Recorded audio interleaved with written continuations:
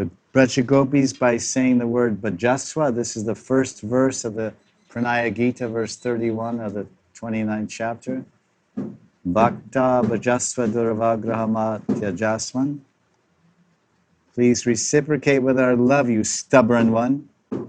So we can say that Krishna, Raghunath Das Goswami is in the same bhav in Stavavali, in Vilapa Kusumanjali. He said, Radharani, what is the point of my living in Vrindavan? So I've lived in Vrindavan for so many years, and I've done so much puja and so many prayers and so much bhajan, but you're not reciprocating with me. You're not giving me darshan. This is the prayer of Das Goswami as the ideal Prayojanacharya of Mandri Bhav and Raghunuga Bhakti.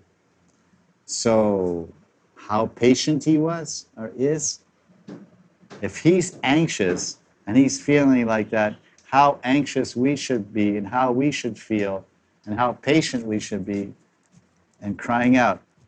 Is because when Raghunath Das is praying that, I very much identify with that. I say, yes, oh Radharani, I've been living here for 30 years. I once had a long conversation with Gurudev about these very personal and essential points. And I was crying when I was speaking to my teacher. I said, I've lived here for so long and all these things, but I don't have love for Krishna. Why? I'm doing the Panchanga Bhakti to the best of my possible ability. And then he's looking at me and he says, it takes time. It takes time, but you will get Krishna prema. It takes time. This is the teachings of all gurus, to all disciples of Bhakti Marg. It takes time, but we will attain Krishna prema. This is the Ashabandha. This is the Ashabandha. This is the hope against hope. I am a lady. I'm a man. I have a lot of stuff on my agenda besides Krishna. Krishna's not caring about that.